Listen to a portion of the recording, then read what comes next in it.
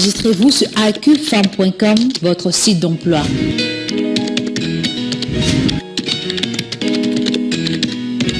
C'est un site à travers lequel l'entreprise peut trouver le candidat correspondant à ses attentes en publiant des postes de travail. Pour vous chercheurs d'emploi, il vous suffit juste de créer votre profil en y joignant des documents correspondant à vos compétences et qualifications.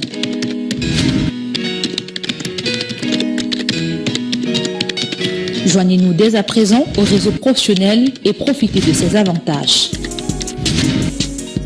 aqfem.com, votre site d'emploi.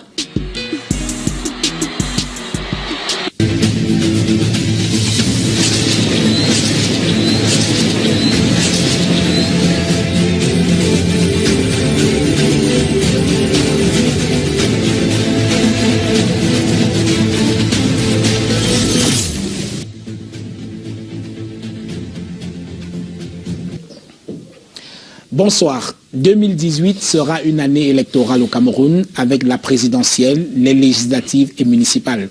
L'un des enjeux de ces consultations, c'est la participation. Elections Cameroun a rendu public le bilan de la révision du fichier électoral pour l'année 2017. Il apparaît qu'entre le 2 janvier et le 31 août, il y a eu 403 069 nouveaux inscrits.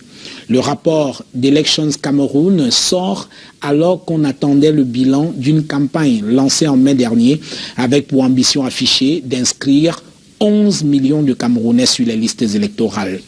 Au regard des chiffres, l'on est fondé à dire que cette initiative a simplement tourné en eau de boudin. En septembre 2013, lors des législatives et municipales, un peu plus de 5 millions de Camerounais étaient inscrits sur les listes électorales. 3 ans plus tard, le fichier électoral non toiletté d'Elections Cameroun affiche 6 560 386 électeurs. Qu'est-ce qui n'a pas marché ? Pourquoi les Camerounais rechignent-ils à s'inscrire sur les listes électorales malgré les campagnes et alors même qu'ils appellent l'alternance de tous leurs vœux? Nous poserons ces questions et d'autres à notre invité. Merci de rester fidèle à Canal 2 International. Merci de regarder la grande interview. Nous sommes en direct sur www.canal2international.net.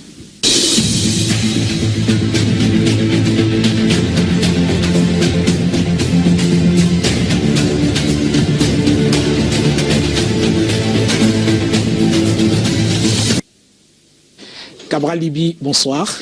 Bonsoir M. Tanier et bonsoir à vos nombreux téléspectateurs.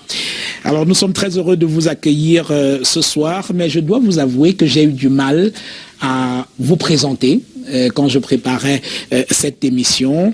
Alors, dans les médias, des fois on vous présente comme universitaire, un autre coup on vous présente comme un agent de l'État, des fois comme activiste, journaliste. Finalement, dites-moi, qu'est-ce que vous faites dans la vie? C'est la somme certainement de tout ça, mais ce à quoi je consacre véritablement mon existence depuis au moins 13 ans. C'est à m'investir pour que le rêve que j'ai de mon pays se réalise. J'y crois dur comme fer. Je l'ai souvent dit, tout ce que vous venez de citer, agent de l'État, j'en suis un. J'ai été recruté comme cadre d'administration à l'université de Yaoundé 2, universitaire, j'en suis un, je suis chercheur et depuis 2 ou 3 ans recruté à la faculté des sciences juridiques et politiques de l'université de Yaoundé 2 comme enseignant moniteur, activiste, je ne sais pas, toujours est-il que je suis aujourd'hui à juste titre considéré comme un leader d'opinion, je l'assume volontiers, mais moulé dans ma tendre enfance, dans la dynamique de construction d'un Cameroun meilleur, chaque jour que j'arrivais au village et que j'allais m'incliner devant les tombes qui sont d'ailleurs côte à côte de mon grand-père Moro Maki, de son fils aîné Moro Maki, de son deuxième fils, lui rentré du maquis courageusement, mais mort dans le dénuement total, mais affichant toujours jusqu'à la dernière minute la fierté de quelqu'un qui aura servi son pays, même si sa cause n'a pas triomphé. Je leur promettais toujours silencieusement à mon grand-père et à mes oncles de continuer leur combat. Et c'est ce à quoi je m'évertue, ce à quoi je m'attelle volontiers. Et ça n'apparaît malheureusement pas toujours dans les présentations diffuses qui sont faites de moi. D'accord. Alors on va commencer cette émission par quelques sujets d'actualité. Commençons par le problème anglophone, le problème dit anglophone. Le président de la République a décidé le 30 août dernier de libérer une partie des manifestants anglophones qui étaient incarcérés à la prison centrale de Kondengui depuis 8 mois. Alors comment avez-vous apprécié cette décision du chef de l'État?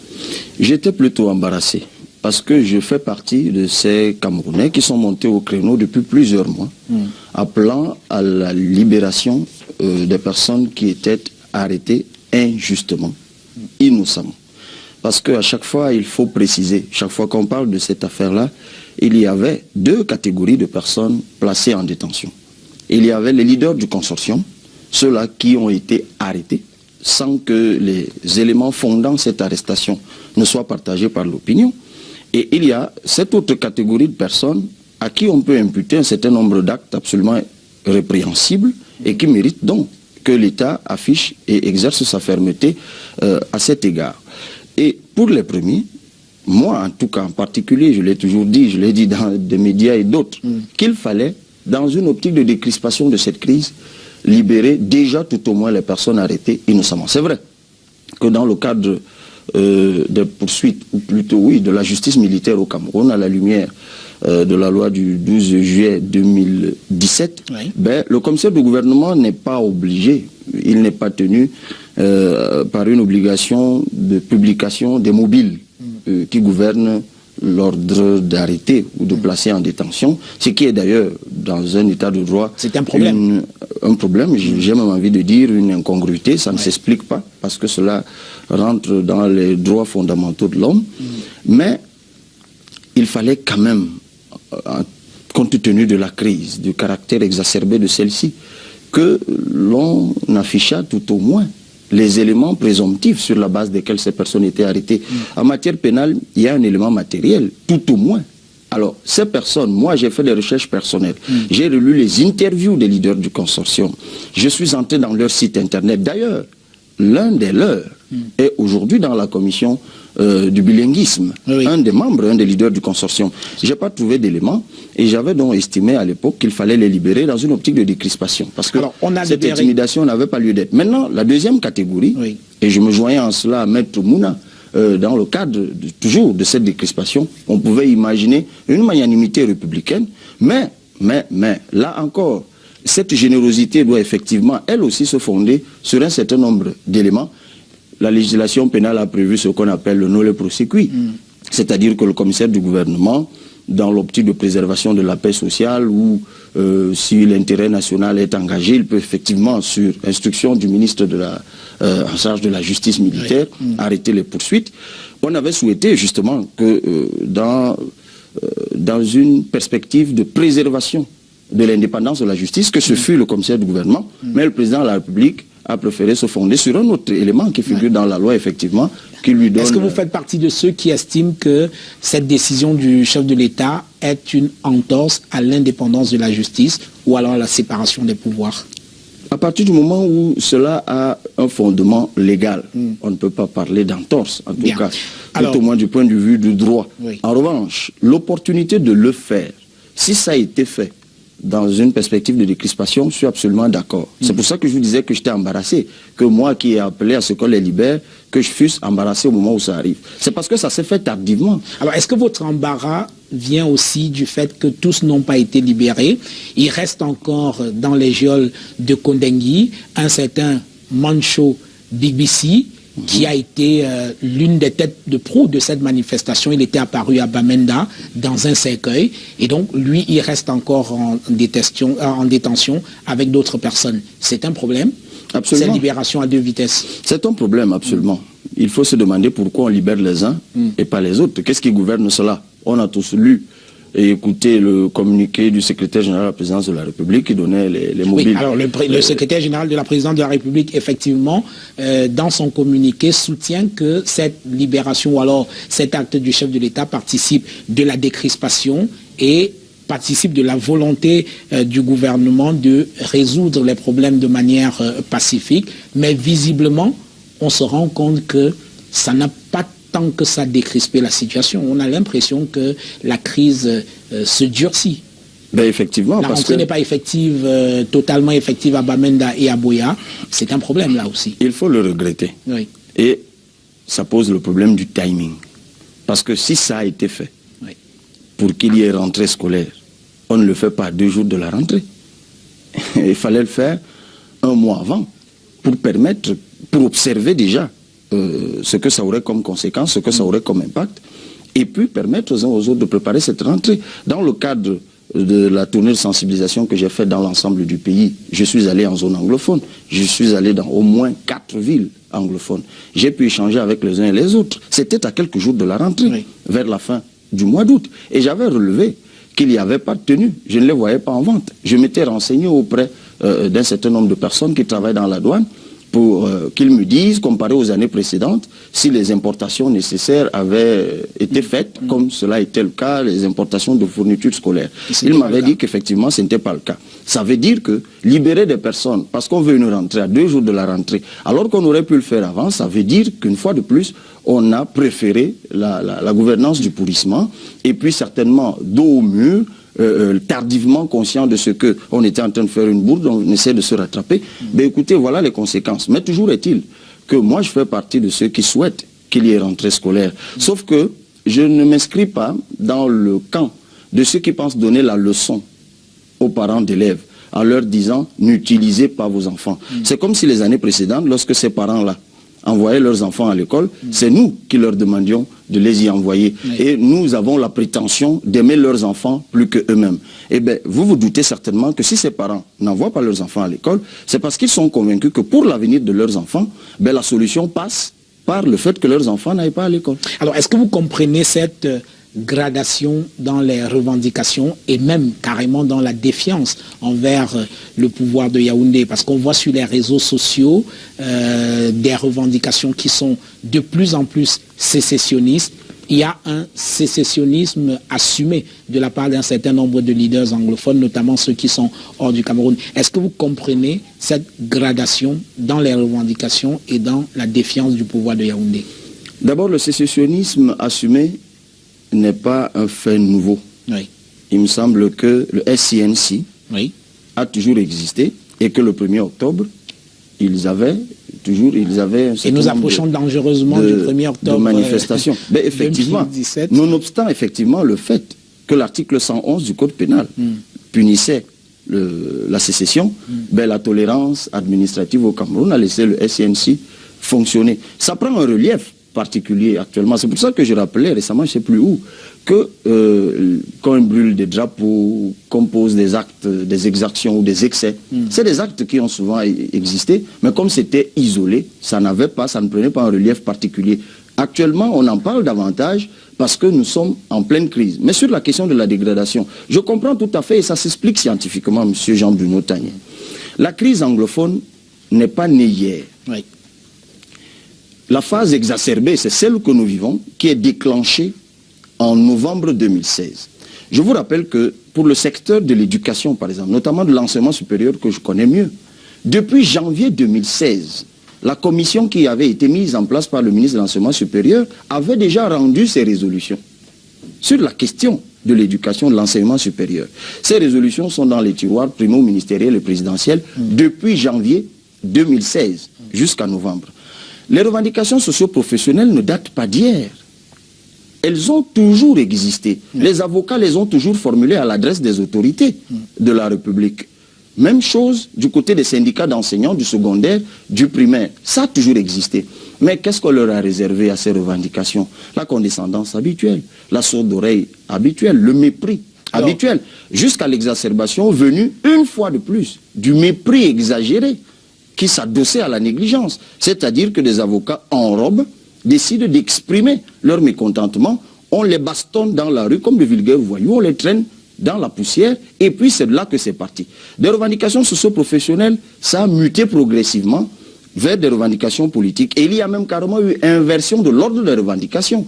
L'accessoire s'est inversé. Le principal est devenu l'accessoire. L'accessoire est devenu le principal. Du coup, ce qui était accessoire il y a quelque temps, c'est-à-dire les revendications politiques qui, elles, étaient latentes, elles ont pris le pas sur les revendications socio-professionnelles. Alors aujourd'hui, on est pratiquement dans l'impasse. Et ce ne sont pas des tentatives de sortie de crise qui ont manqué.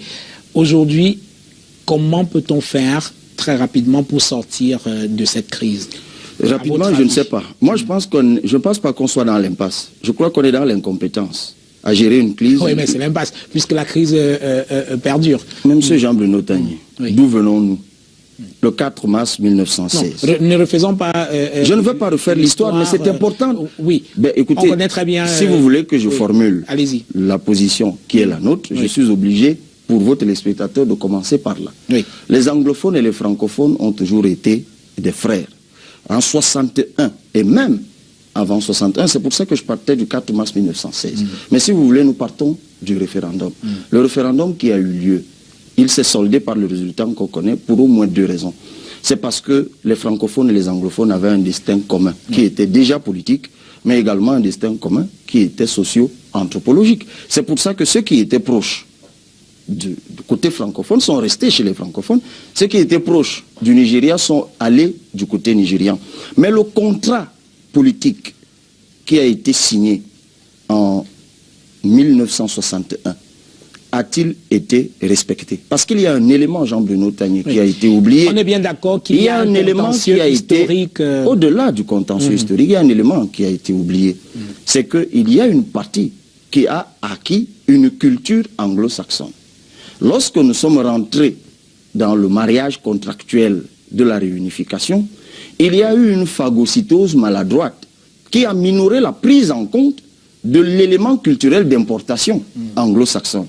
Et c'est cela qui, certes, est resté latent parce qu'on l'a étouffé en 72, puis complètement avalé en 84, mais c'est ça qui est ressorti en surface. Quand Ahidjo décide de passer au parti unique en 66, avant ça, il a également supprimé le poste de vice-président qui était dévolu aux anglophones. Je suis bien d'accord, il y a un contentieux historique qu'il faut solder, mais à l'heure actuelle... Mais je vous dis qu'il y a une considération culturelle d'importation qui est importante, qu'il faut bien mettre en relief. Vous savez très bien qu'il y a des auteurs comme Achille Mbembe qui pensent qu'il est quand même ridicule pour des pays africains de revendiquer une culture qu'ils ont héritée de la colonisation. Absolument. Au lieu de revendiquer une certaine camerounité, les gens revendiquent leur britanité ou alors leur francité. C'est ridicule. On est absolument d'accord, il n'est pas le seul. Voilà. Le professeur Daniel Aboua a commis récemment un ouvrage à ce propos. Mais il y a également une chose que vous ne pouvez pas nier. C'est l'élément culturel d'importation.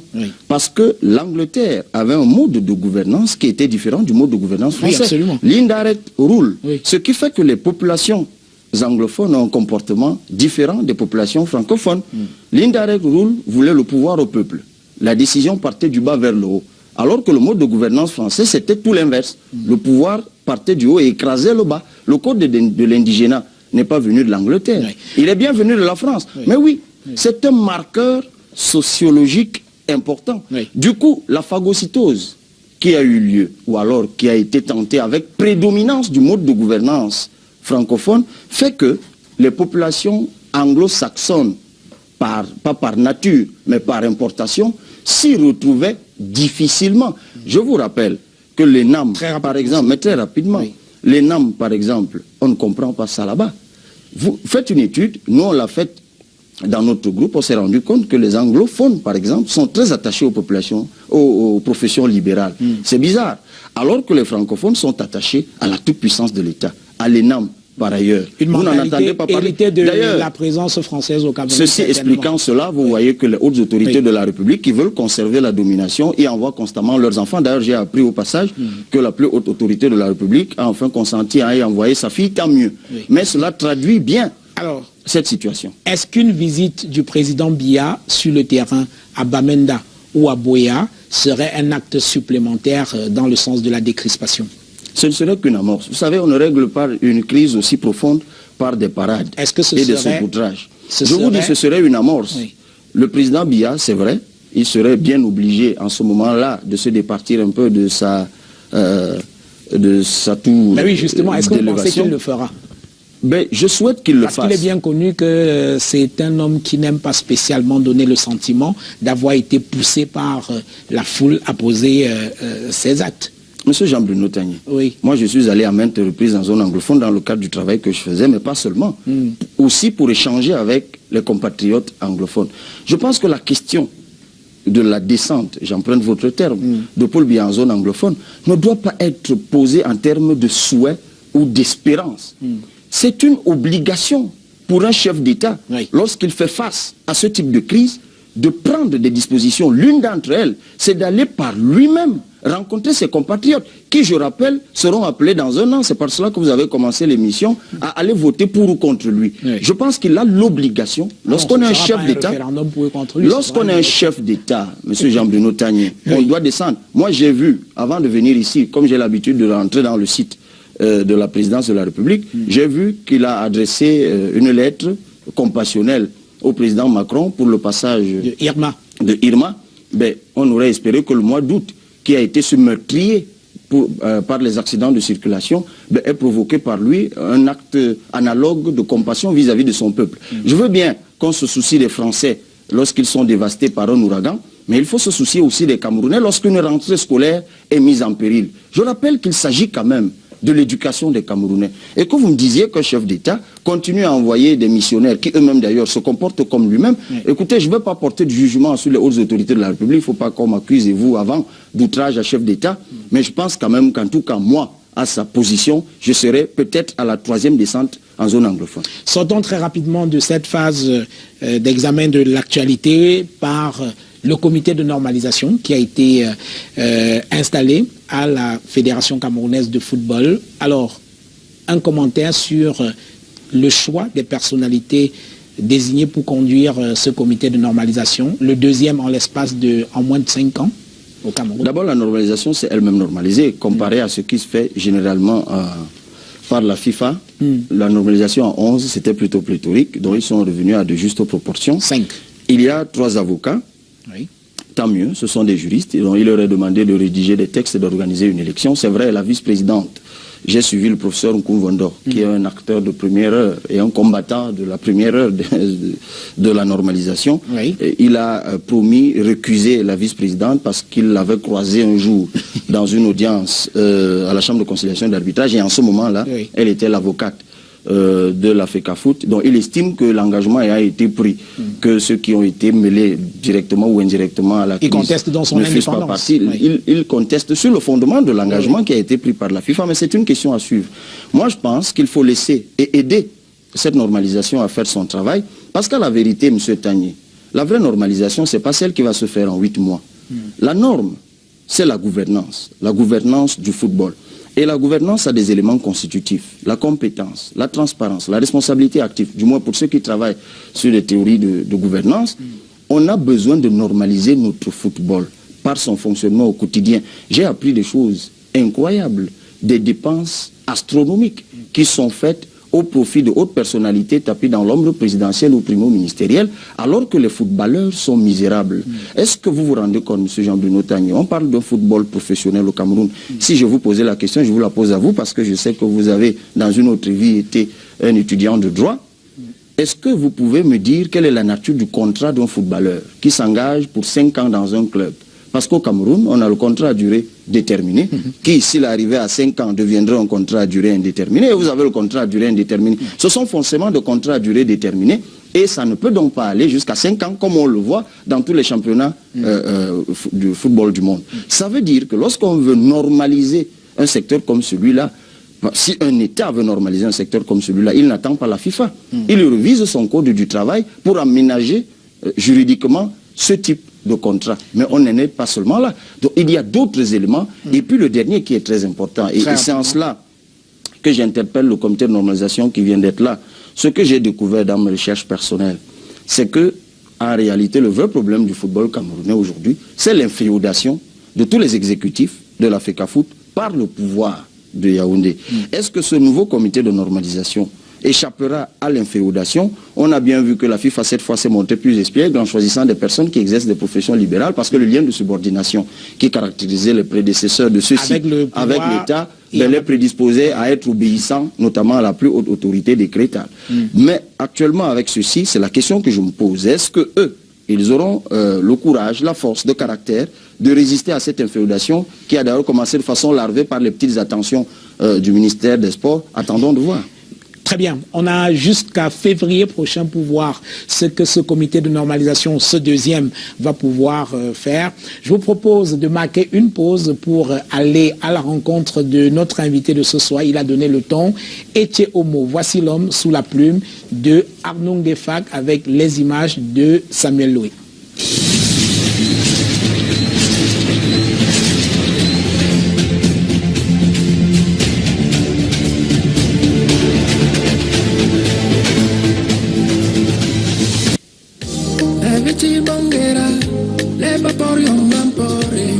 Sous un ciel sans brume, Médon se dévoile là, lui, quartier de résidence de Cabral Libidingue à Yaoundé. Intrusion dans son appartement au premier étage de cet immeuble. Ouais, les affaires, si ça ne veut pas comment, les gens s'y mettent souvent, ça, c'est même plus. Bon, comme ça. Une ambiance matinale détendue en famille. Ses deux tantes, son cousin et lui pour faire un effectif de 4 à la maison ce matin-là. Pour le petit déj, c'est un peu ce que vous voyez là, quand je m'arrête. Mais j'ai un bon raccourci le matin, hein. Quand je prends pas ceci, je prends généralement un bol de lait pour m'assurer quand même que je ne veux pas tomber évanoui quelque part. Mais pour la nourriture, généralement, mon plat préféré, c'est la sauce d'arachide avec le poulet du village. À table, Madame Libye est absente. Mais l'anneau symbolique brille à son doigt pour faire témoignage de son mariage d'il y a quelques années. Bon, moi, il est fini, je commence à avoir débarrassé. L'homme, à 37 ans, est aujourd'hui cadre contractuel d'administration à l'université de Yaoundé 2. Le natif d'Ekwamaï, département du Nord-Ekele, région du centre, est un voisin adoré pour ceux qui l'entourent au quartier. C'est toujours un grand frère. Quand il vient, des fois il rentre tôt du travail. Quand il s'arrête, il descend de la moto, de sa voiture, il dit petit frère bonsoir, on dit bonsoir, c'est comment? Je dis ça va. Bon, quand il veut partir, il nous dit bonne journée et du courage, ça va aller. Et c'est ça qu'on aime beaucoup dans lui, il nous motive toujours, il nous donne le courage de travailler toujours. Parce qu'on espère qu'un jour, ça va aller. Mon Dieu, je t'aime. Sa navette quotidienne, c'est entre le quartier Médon et Soa depuis quelque temps. Mon Dieu, je t'aime. Mon Dieu, je t'aime. Mon Dieu, je t'aime. Tu es mon... J'ai été tellement bouleversé par les grâces qu'il m'accordait. Bon, donc on peut se dire, mais si lui il parle de grâce, qu'est-ce qu'il a d'extraordinaire au point d'exalter autant la grâce de Dieu? Mais vous savez, chacun a sa trajectoire, chacun sait d'où il part pour arriver où il est. C'est ici son nouveau cadre de travail. Il est en complément d'effectif au cabinet du conseiller technique du recteur. Alors, comme il n'y a pas encore de bureau pour les cadres d'appui, quand nous arrivons dans le campus, nous sommes obligés de venir nous asseoir dans le bureau de la secrétaire en attendant les instructions du patron. Donc généralement, ma chaise, c'est celle-ci. C'est toujours avec beaucoup de nostalgie. Le campus de l'université de Yaoundé 2 lui fait nostalgiquement repenser à ses années passées, là comme étudiant.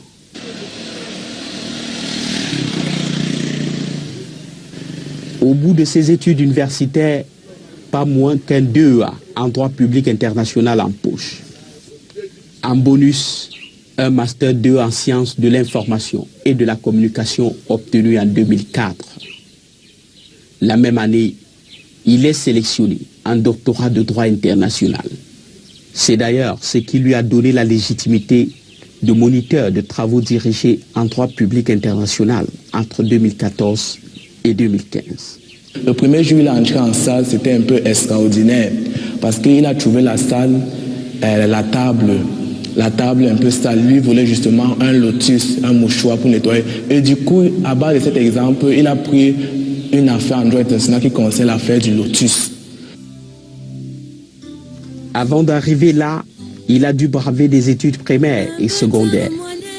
Un CEPE obtenu à l'école publique d'Akon en 1991, un BPC décroché au lycée classique de Bodmakat, probatoire et baccalauréat A4 obtenu au lycée des ECA. Au souvenir de la camaraderie de l'époque, un témoin, Joseph Raoul Makondo. Comme tout homme, il a des défauts. Je pense que le premier défaut, c'est qu'il est un entêté. Bon, lui, il estime qu'il se donne des principes qu'il doit à tout prix respecter. Mais à un certain moment, on peut penser qu'il doit peut-être revoir, réviser ou réformer ses principes. Mais lui, il décide de s'entêter. Cabral Libye traîne à son actif une floraison d'activités militantes, tant à l'université que dans la société civile. Homme public multidimensionnel, la vie pour lui continue en couleur malgré les tumultes. Il faut marquer chaque étape de son existence.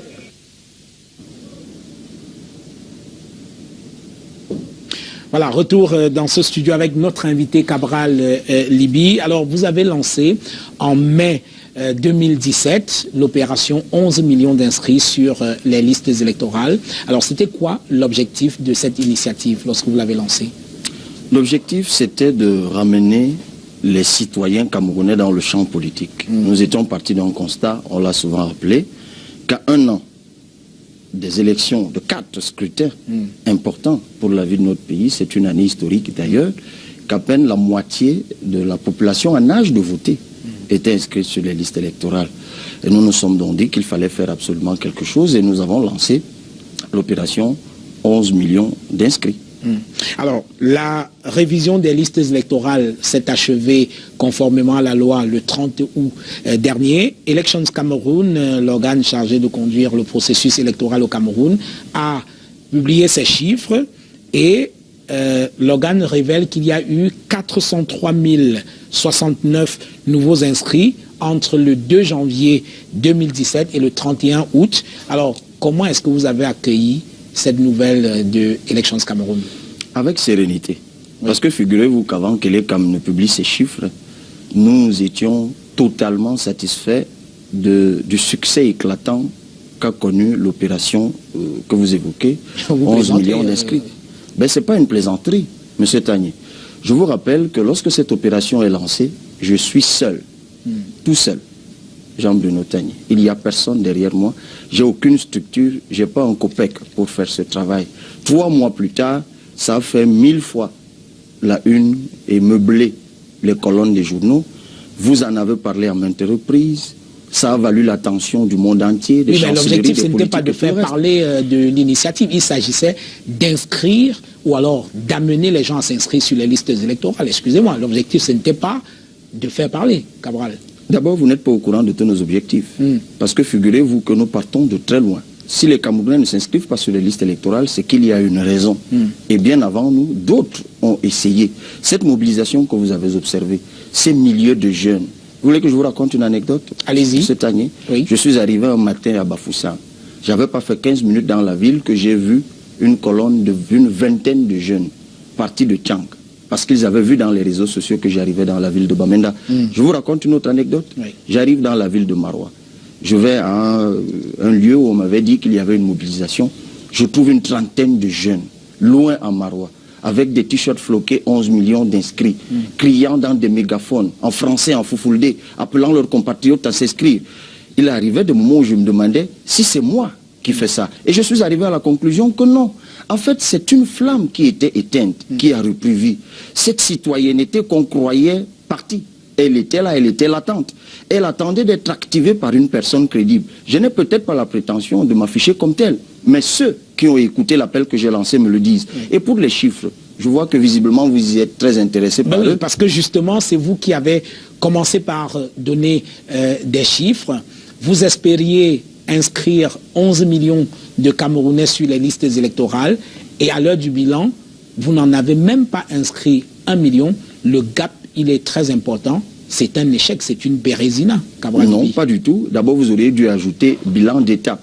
parce que les inscriptions sur les listes électorales s'arrêtent, M. Tanier, vous devez le savoir, le jour où le président de la République convoquera le corps électoral. Oui, mais là, ça semble un peu mal embarqué quand même. Non, il n'y avait même pas 1 million d'inscrits sur 11 millions, c'est quand même un gap extraordinaire. C'est un gap. Et si ce n'est pas un échec, je me demande ce que c'est. Je vous assure, pour vous, c'est un gap extraordinaire. Pour nous, c'est un gap insignifiant.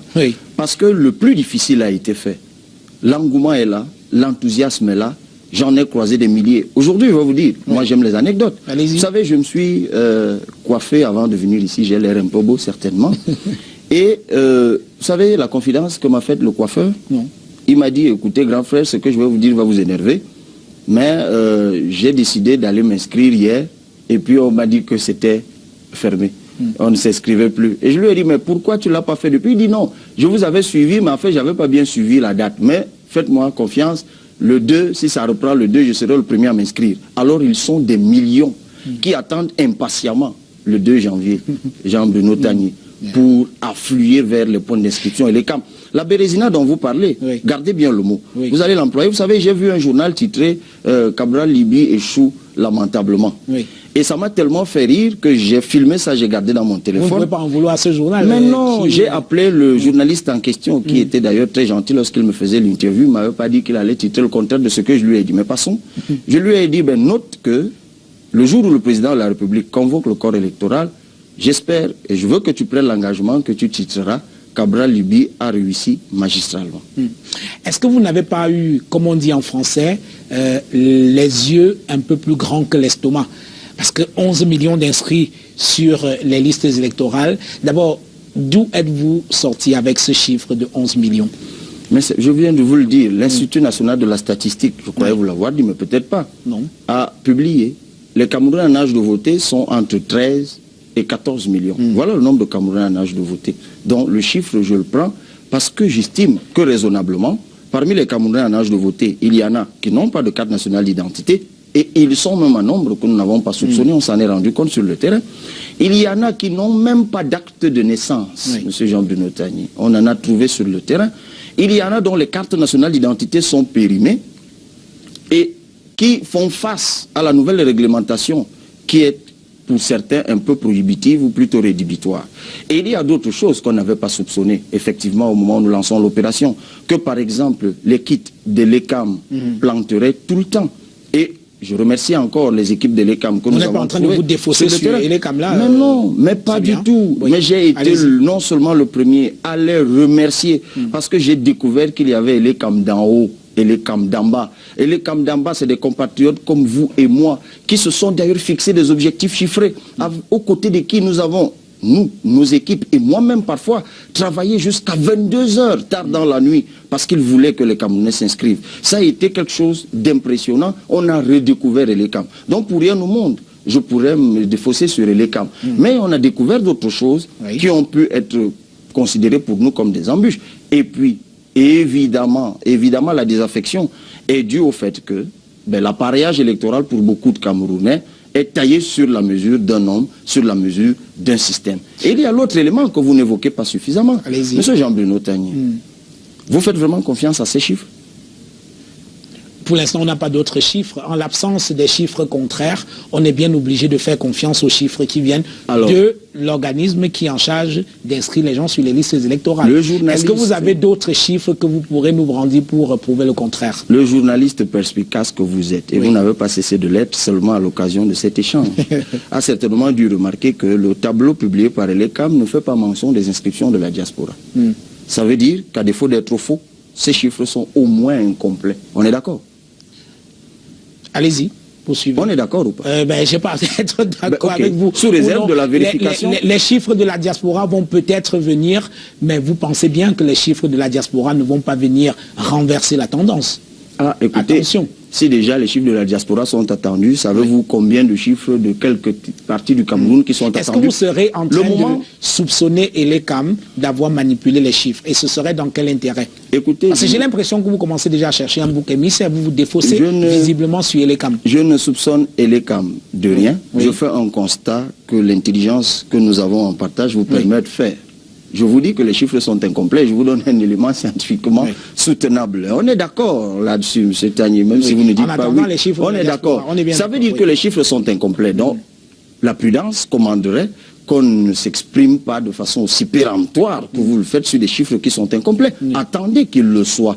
Mais, en tout état de cause, M. Jean-Bruno Tagné, nous n'avons pas l'intention de nous défausser. Nous allons travailler aux côtés de l'ECAM dès le 2 janvier 2018.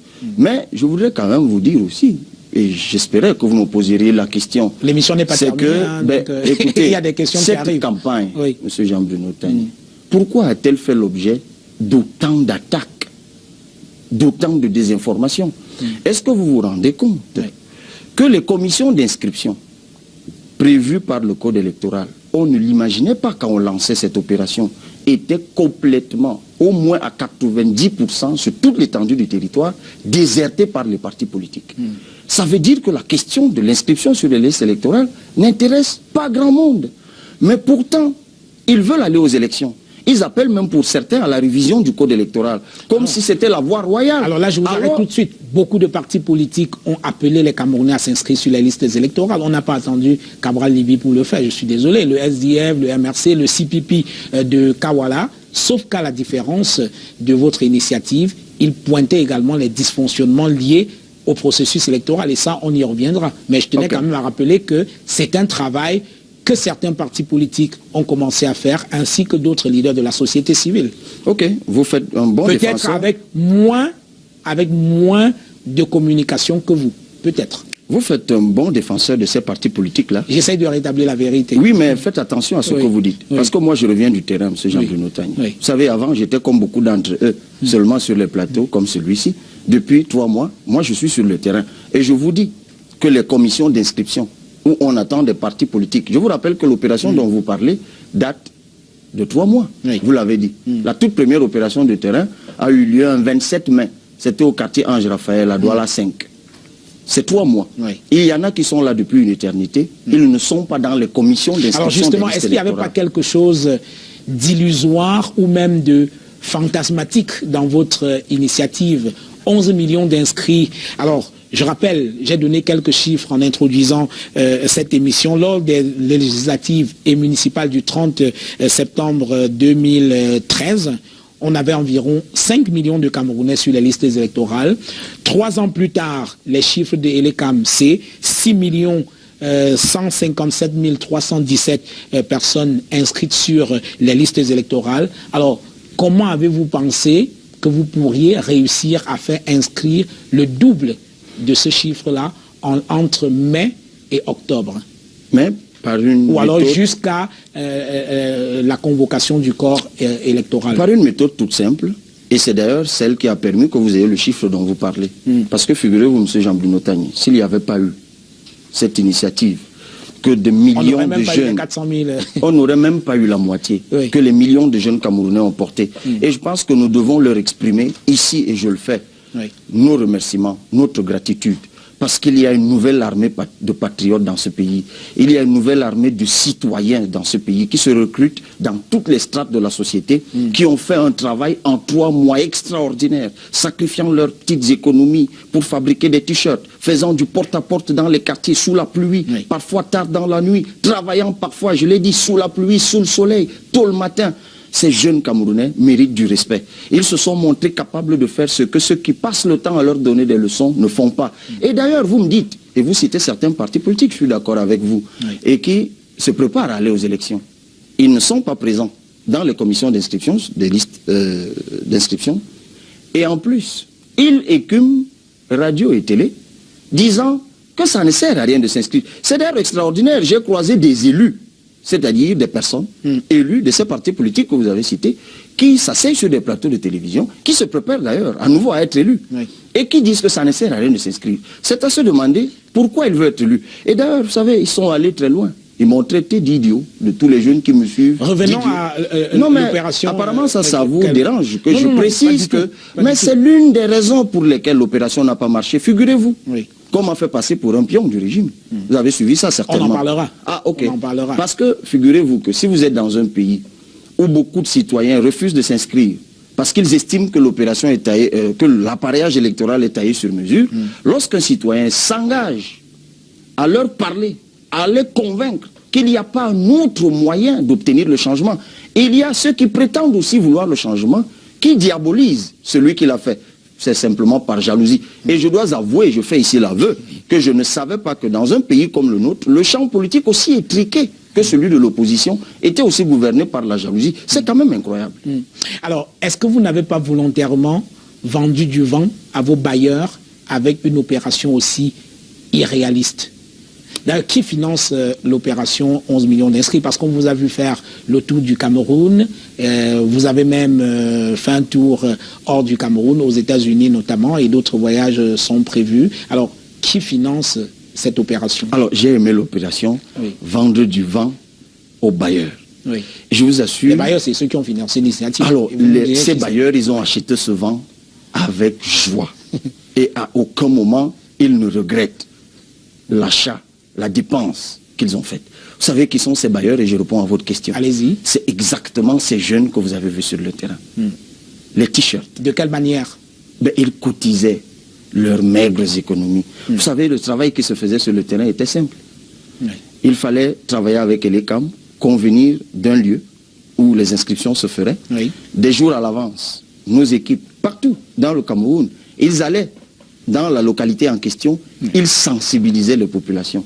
Vous savez, pour aller sensibiliser les populations dans les quartiers, ils le faisaient avec leurs deux pieds. Pour parler à ces personnes-là, c'était avec leur bouche. Et ils cotisaient 500, 1000 francs, 2000 pour louer une tente, là où l'ECAM n'avait pas de tente. Et d'ailleurs, ils allaient parfois jusqu'à acheter des sandwichs au personnel de l'ECAM. Voilà les bailleurs. Les bailleurs de cette opération, ce sont les jeunes Camerounais, ce sont les mototaximens, ce sont des jeunes médecins, des jeunes professeurs de lycée, de jeunes avocats, de jeunes cadres d'entreprise, de jeunes banquiers. Voilà les bailleurs. Mais ça, je comprends que personne d'autre n'ait réussi à le faire avant moi. Et que ça étonne, c'est tout à fait normal. C'est un phénomène nouveau de voir les Camerounais se mobiliser subitement, prendre leurs économies, les investir simplement parce que quelqu'un d'ordinaire leur a demandé de le faire. Parfois, je ne leur ai rien demandé. J'étais le premier à être surpris par cela. Monsieur Tagné, l'histoire retiendra cela. Et je vous assure, d'ailleurs, ça a commencé. Il y a un jeune de l'INJS qui a fait ses travaux là-dessus. Je rencontre maintenant tous les jours des jeunes politologues qui veulent comprendre. Certainement dans leurs travaux, je vous sais bon lecteur, vous les lirez et vous aurez la réponse à votre question. Est-ce qu'il n'y a pas eu un défaut de stratégie de votre part dans la conduite de votre opération? Parce qu'on vous a vu vous offrir des bains de foule un peu partout au Cameroun avec des mototaximens, des vendeurs à la sauvette et beaucoup d'autres personnes, comme si vous étiez devenu, je ne sais pas moi, John Flundi des années 90, au lieu de faire ce pourquoi vous avez, ou alors ce que vous avez vendu aux Camerounais, c'est-à-dire amener les gens à s'inscrire sur les listes électorales. Parce que faire foule derrière vous ne signifie pas forcément que les gens vont là où il faut s'inscrire. Est-ce qu'il n'y a pas eu une faute de stratégie de votre part? Alors, vous voyez le bond en arrière que vous venez de faire pour trouver un homme politique qui a connu une situation analogue à celle-là. Eh bien, vous êtes incapable d'en trouver dans les 30 ans qui nous séparent de ce John Flundi dont vous avez parlé. En fait, l'écart, c'est 30 ans. Et vous avez raison de faire ce bond en arrière, parce que vous ne pourriez pas vous arrêter 10 ans ou 20. Non, c'est 30 ans, effectivement. Vous avez raison. Écoutez, les bains de foule dont vous parlez, M. Tagné, je me les suis offert généreusement et heureusement. Je n'en avais rien demandé. Vous savez, je connais des hommes politiques qui paieraient toute leur fortune pour avoir un bain de foule de 20 personnes. Sauf que ce n'est pas ça que vous avez vendu au Cameroun. Vous avez vendu l'inscription ou alors l'idée d'amener les gens à s'inscrire sur les listes électorales. C'est ça qu'on attendait et non les bains de foule. Et je vous dis qu'ils sont des milliers à s'être inscrits sur les listes électorales. Attendons que l'ECAM nous donne un jour des chiffres réels. Ou alors attendez que nous, on vous donne les chiffres réels. Est-ce que vous ne surestimez pas en réalité votre capacité de mobilisation, Cabral Libye? D'accord, vous avez des milliers de followers sur Facebook, mais là c'est une... Un peu plus de 130 000. Voilà, ça c'est une popularité... Pour ne parler que du groupe Cabral Libye et Foussien. C'est une popularité 2.0 qui n'a rien à voir avec la réalité. Il y a une autre vie, celle-là plus réelle dans la société, dans une société qui est dépolitisée. Les gens veulent ne croient plus en la politique, est-ce que vous n'avez pas surestimé votre capacité réelle de mobilisation? J'avoue sincèrement que j'ai du mal à vous suivre.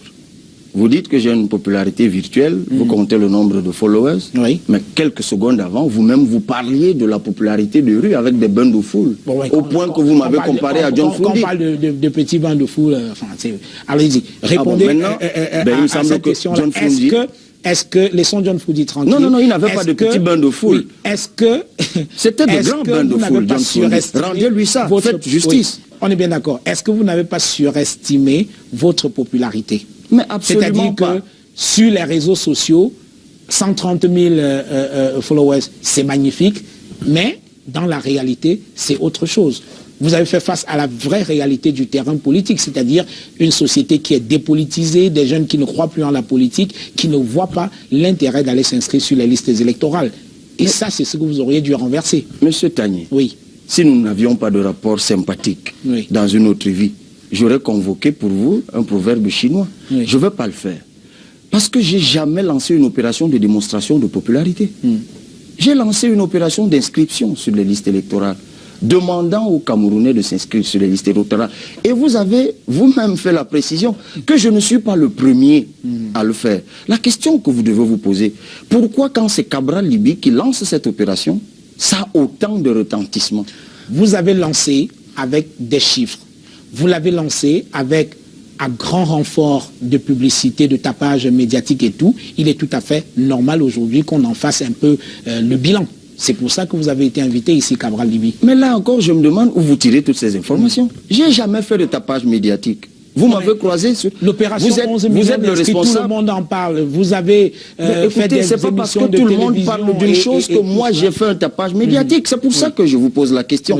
Pourquoi justement tout le monde en parle alors que je n'ai pas demandé aux gens de parler? J'ai demandé aux gens de s'inscrire. Vous êtes le responsable de Canal 2 International. Suis-je venu un jour vous demander de m'accorder une faveur pour que je passe ce message? Suis-je venu ici acheter une plage publicitaire, un espace publicitaire? Non, il me semble.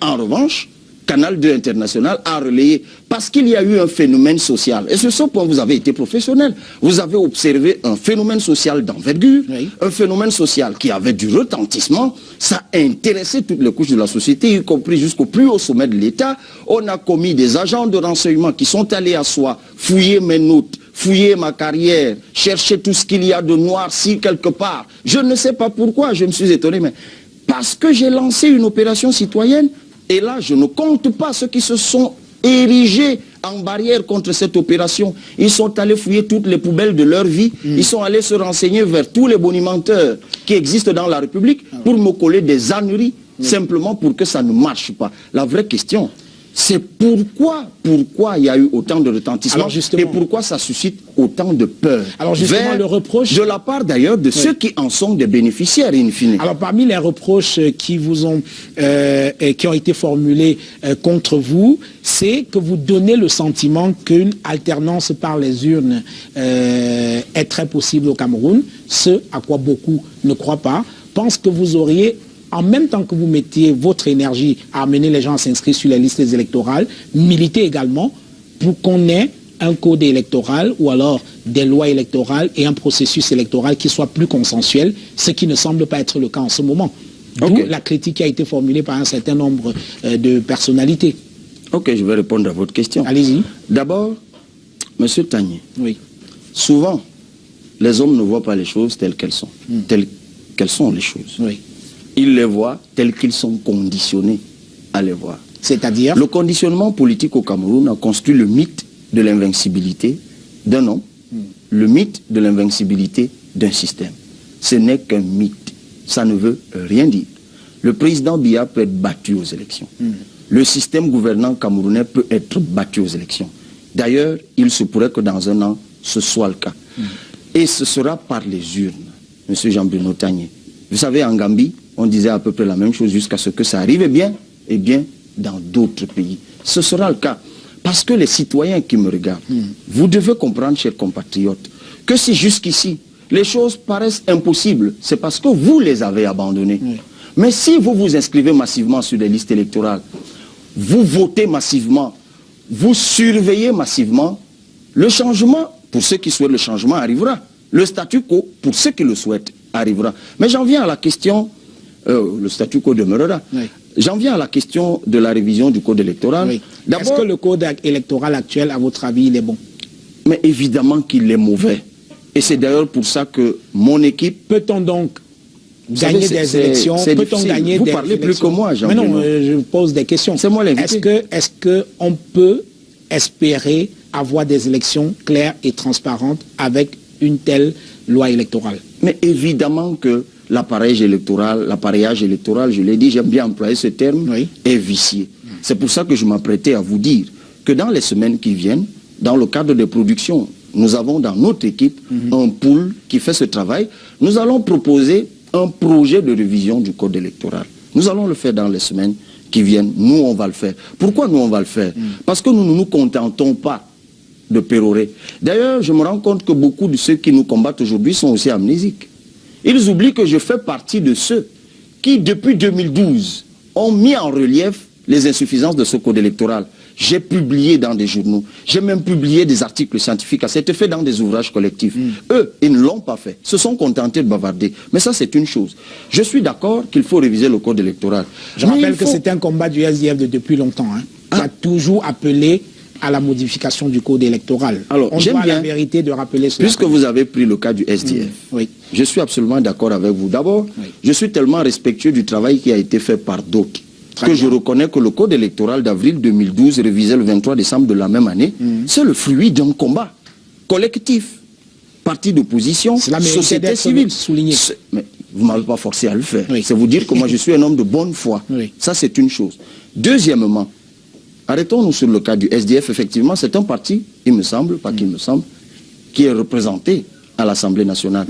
Le code électoral dont vous parlez, M. Tagny, c'est une loi. Vous savez comment on révise les lois? Bien sûr. Soit il y a un projet de loi, c'est-à-dire qui émane du gouvernement, soit une proposition de loi qui émane de l'opposition.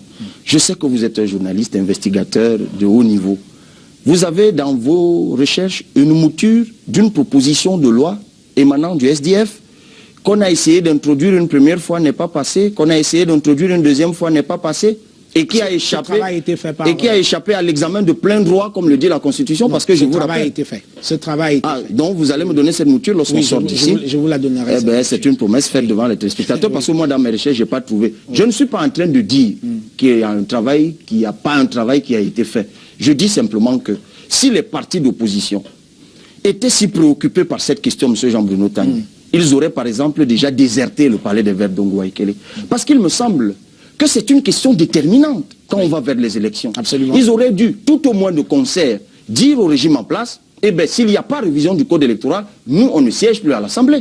Ils auraient donc dû abandonner là-bas le RDPC et son ou ses partis alliés, que ça aurait eu un retentissement particulier. Il y a une faiblesse de la part de l'opposition à ce niveau-là. Ce mot, il sort de votre bouche, que cela soit bien dit. Moi, je n'aime pas traiter des gens que je respecte de faibles. Je dis simplement qu'on aurait pu faire mieux. Et si moi, j'étais à l'opposition, et figurez-vous que nous irons aux élections législatives notamment, comme à la présidentielle et aux autres, lorsque nous y serons, vous verrez comment on fait de la politique. Vous savez, il y en a qui disent qu'ils font la politique autrement, et nous sommes totalement respectueux de cela. Mais nous pensons qu'il faut simplement faire la politique comme il faut. Alors, depuis un certain temps, depuis que vous avez lancé effectivement cette opération de 11 millions d'inscrits sur les listes électorales, vous êtes sous les feux des projecteurs, et il y a également un certain nombre de critiques qui ont été formulées contre vous, et même des dénonciations. On a entendu par exemple un certain Linjomboou, un autre également qui s'appelle Alain Gono, qui tous deux sont des anciens leaders de l'ADEC, l'Association pour la défense des droits des étudiants du Cameroun, et ils vous accusent clairement d'avoir été un indique à l'université. Que répondez-vous à cela? D'abord, avant eux, il y en a qui m'ont accusé d'être un violeur, d'autres que j'ai violé les filles à l'université, d'autres qui ont dit que j'achetais les notes à l'université. Vous les avez lues aussi? Celles-là, je préfère les laisser parce que je préfère ce qui a été publié dans les journaux. Je parle sur la base de ça aussi, ça a été publié Je parle sur la base de tribunes qui ont été publiées dans Le Jour et Mutation. Linjomboou et Alain Gono qui ont tout à fait assumé leurs propos, et ce sont des anciens leaders de l'ADEC. Alors, une fois qu'ils ont affirmé cela, Oui. ont-ils sous-tendu cela, puisque j'ai lu les tribunes? Oui. Je vous pose juste une question espiègle. Comment avez-vous réagi quand ils ont publié J'ai réagi exactement comme je réagis à toutes les autres sottises qu'on dit de moi. Oui. J'ai jamais été indique de quoi que ce soit. J'ai jamais été membre de l'ADEC. On ne peut pas être l'indique d'une chose à laquelle on n'appartient pas. Ça n'existe pas. J'ai jamais été à Yaoundé 1. Je suis étudiant de l'université de Yaoundé 2. Je vais vous dire, j'ai lu la tribune en question. Et j'ai suivi j'ai lu M. Lidjom Bouo, d'ailleurs, qui ne se rappelait pas de mon nom et qui ne se rappelait même pas de m'avoir vu. Alors, je vais vous raconter une petite anecdote. Il se passe qu'un jour de 2004, alors que moi je suis le leader du Forum national des jeunes, j'en suis le porte-parole, Oui. nous nous retrouvons dans une émission présentée par M. Roger Kiek de Kiki. Ça s'appelait Electorat. Oui. À cette émission, j'y étais, Joseph Raoul Makondo, Paul Abouna, qui est enseignant d'anthropologie maintenant pour le compte du Fonajeune. Il y avait M. Nkomoya pour le compte de la Presby. M. Mouanou Vincent, je donne des noms. M. Mouanou Vincent qui est SP du ministre délégué au MINAT actuellement, qui représentait la JDR. Il y avait le représentant de la Jachabi. Et il y avait M. Lidjom Bouo, curieusement. Et vous savez pourquoi il y avait eu cette émission? Parce que nous, à l'époque, en avril 2004, on avait publié 1000 signatures d'étudiants appelant à la non-élection de Paul Biya. Vous savez, j'ai commencé il y a longtemps. Et lui, il était ce jour-là. Il se disait, se désolidariser complètement de nous, parce que nous, on faisait des revendications estudiantines, même matinées de politique. Lui, il restait uniquement dans les campus. Ce que nous avons totalement respecté. Sauf qu'en ce moment-là, il ne pouvait pas sortir des campus. Le recteur Tabi Manga était recteur à Yaoundé 1. Et il leur avait... Non, à l'époque. Il était à Yaoundé 1. En 2004, lorsqu'il y a la grève, c'est Sami Beban Chumbo qui est recteur de l'université de Yaoundé 1. Tabi Manga, il était à Yaoundé 2. Non, je vais vous aider. La grève dont vous parlez, c'est 2005. 2004. Oh là là. Avril 2004. C'est très compliqué. Allez-y. C'est 2005. Avril 2004. La grève... Celle dont moi je parle, la grève de l'ADEC, la toute première, c'est avril 2004, avec Lidjom Bouo, Mwafunjongtu et tous les autres. Non, vous parlez de la grève de la faim. La grève de la faim est déclenchée après le forum de Tchang. J'y étais. Le forum des étudiants, non, c'est 2005.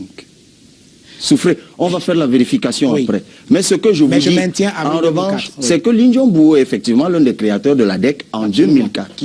Sauf qu'en 2004, on ne parle pas beaucoup de l'ADEC parce que Lidjom Bouo est le coordonnateur de la MUSEC.